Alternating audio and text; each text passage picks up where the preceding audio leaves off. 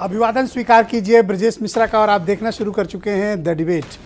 बहनों भाइयों, उत्तर प्रदेश में जब चुनाव नहीं होते हैं तब भी यहाँ चुनाव चल रहे होते हैं। उत्तर प्रदेश में सत्ता पक्ष हो या विपक्ष, इन दिनों इनके बड़े दिग्गज नेता सड़क पर हैं। क्यों? आपके मन में ये प्रश्न होना चाहिए, क्यों? दरअसल 2024 की स्टेक इतनी बड़ी है कि कोई इस बार थोड़ा सा भी रिस्क नहीं लेना चाहता है। तो सत्ता पक्ष की क्या तैयारी है, विपक्ष के पास क्या घातक हथियार है सत्ता पक्ष से लड़ने के लिए, आज हम इन सब विषयों पर खुलकर इस डिबेट में चर्चा करेंगे। बहनों भाइयों, उत्तर प्रदेश में चुनाव ना होते हुए भी चुनाव जैसा माहौल उत्पन्न हो गया है। कैसे? आप देखिए, मुख्यमंत्री Yogi Adityanath, deputy chief minister Keshav Prasad Maurya, दूसरे deputy chief minister Brajesh Pathak जिला जिला घूम रहे हैं। तीनों ने 25-25 जिले बांट रखे हैं और एक एक जिले में जा रहे हैं। बीजेपी ने अपना अध्यक्ष भी बदल दिया। अध्यक्ष कहाँ से लाए हैं? पश्चिम उत्तर प्रदेश से, जाटलैंड से। जाट समाज के एक बड़े नेता को लाए हैं। और 2024 में कोई गफलत न रहे, क्योंकि 36% वोट समाजवादी पार्टी का अलायंस लेके आया था। बीजेपी के अलायंस को 46% वोट था, 10% का फासला। लेकिन वो असेंबली चुनाव था, अब पार्लियामेंट का चुनाव है। इसमें मुद्दे भी अलग हैं, माहौल भी अलग है। और ये चुनाव किसी एक प्रदेश में खड़ा नहीं होगा, पूरे देश में खड़ा करना पड़ेगा। और उत्तर प्रदेश 80 सीट, बीजेपी ने 75 का टारगेट रखा है। क्यों रखा है? बीजेपी की तैयारी देखकर लग रहा है कि उसके मन में भी कुछ शंका है, और शंका होनी भी चाहिए। क्योंकि चुनाव बहुत ही हाई स्टेक वाला है, हाई वैल्यू चुनाव है। इस चुनाव के मायने बहुत बड़े हैं और इसका संदेश बहुत दूर तक जाएगा।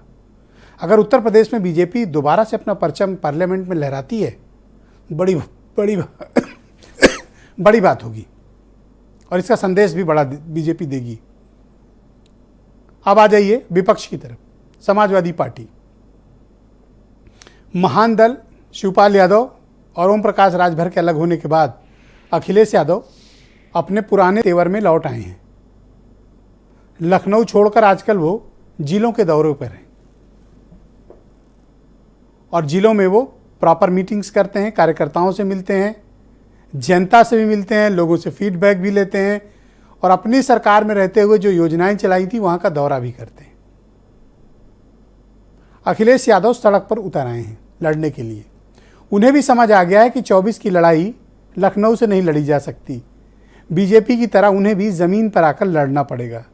तो उन्होंने भी लड़ना शुरू कर दिया। आजकल जिलों के दौरे उन्होंने बढ़ा दिए। पार्टी संगठन में सदस्यता का अभियान शुरू किया है। अक्टूबर लास्ट या फिर नवंबर में एक बड़ा राष्ट्रीय अधिवेशन समाजवादी पार्टी करने जा रही है। कार्यकर्ताओं को चार्ज किया जा रहा है।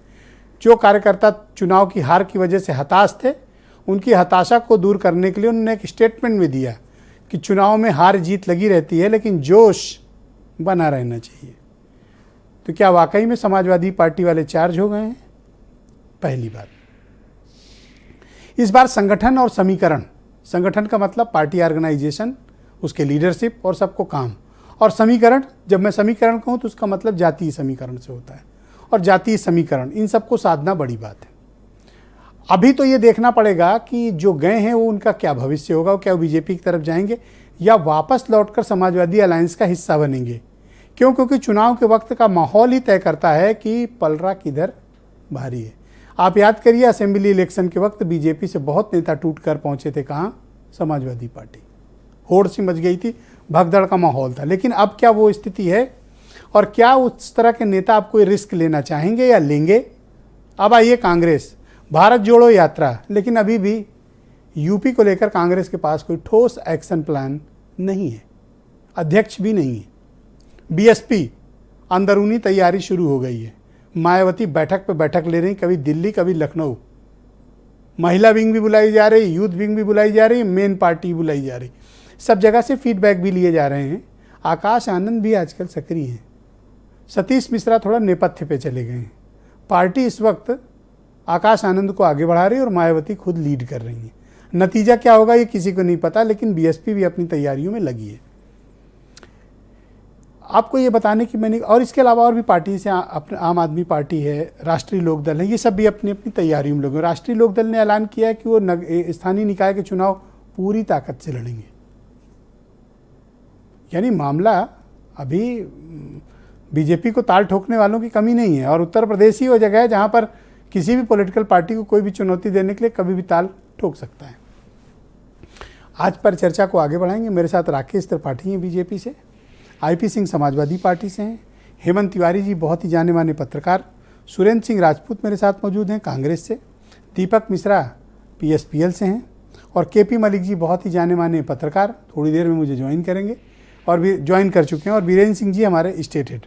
बहुत शुक्रिया और धन्यवाद आप सभी का इस कार्यक्रम में मेरे